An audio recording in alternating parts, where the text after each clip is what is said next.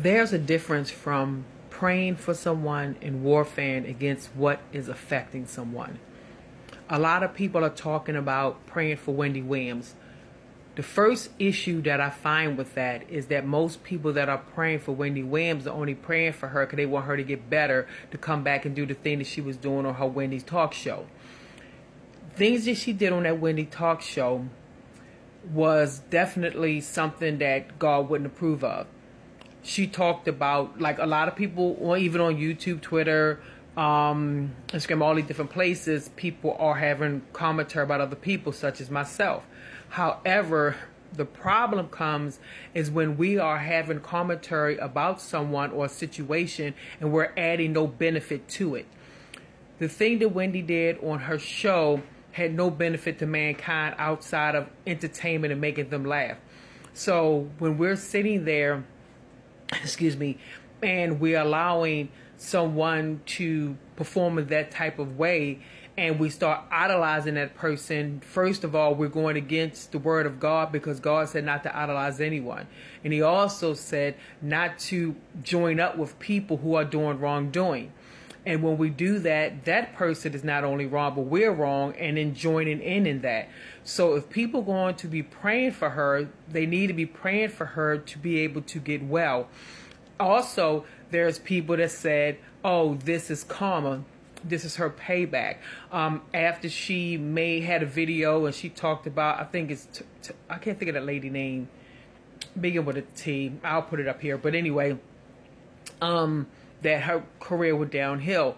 I do believe that the things that she did on her talk show, I believe she had already received karma way before this thing is happening now. And what we have to understand is that when we're dove in something that is not of the Lord and something that the Lord is not approving of, such as what she was doing, there has to be a spirit within you to do that. When Wendy had fainted that time, and they said it's because she had this condition. They also mentioned another condition she had, to where her eyes bulge. But two things that I want y'all to understand, and I want y'all to go back and look at those videos and review. One, she never, ever used to have a consistency where her eyes would be bulging on her show. You rarely ever saw it, if you saw it at all. The second part is, Wendy's talk show is about talking. She prides herself on being able to say what she want to say, how she want to say it, unrestricted, and without any kind of moral basis. So when you go back and look at that video of her fainting, you have to ask yourself, a person who talks for a living, why did she find it hard to tell her crew that she was overheating before? Because she said she felt that she was getting hot before she got on air, and it got worse.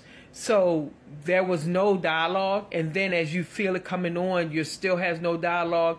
What I saw when I saw that video, she saw something in the spirit, because soon as I saw it, I said she saw something. You could tell by her demeanor, and you could tell by her eyes, everything, that she saw something in the spirit, and it wasn't pleasing. But I'm gonna go back to where we are now.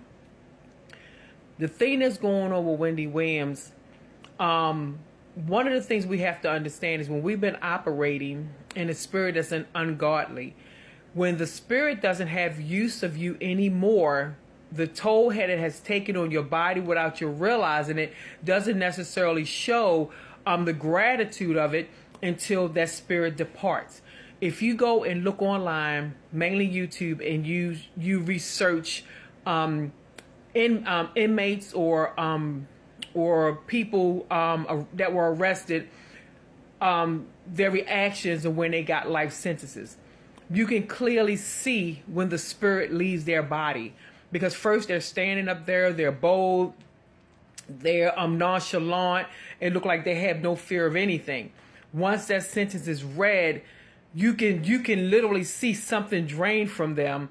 And it's not even the reality, because the reality situation, they already know what it is. They know they're facing that already. But when it leaves, you see them faint, go into convulsions, start spazzing and stuff like that. Because when that kind of spirit leaves, when they have no more use of you to do any more damage than what you were already doing, your body is going to react to that. Excuse me. So I just wanted to put this out there that as people are praying for her, which we should do, but also know that there are some spirits also in play that we need to warfare against that is trying to subdue. Because as she's trying to get back into that limelight and people are praying for her to go back, some are holding still to wait to see if they can occupy her again. And the Bible always says, not always, but says that whenever a spirit leaves or gets rebuked or gets cast out, that it returns. It always returns with 7 or more. So every spirit, that comes, whether it's good, bad, or indifferent, is always 6 or more. The shadows that run the baseboard can come 1 or more, and they can work independently, and they're just watchers. But the one who's trying to attach themselves to us have to have a human host in order to function in this world. And the ones in the spiritual realm, they don't have to have a host body. But nonetheless, I just want us to realize the ones who are still idolizing her for what she's doing, you are doing a displeasure to yourself. And you are actually is part of an abomination in what you're doing to the Lord, to God, because he doesn't want us idolizing anything or anyone, first of all. And secondly, we don't supposed to be applauding someone in their wrongdoing.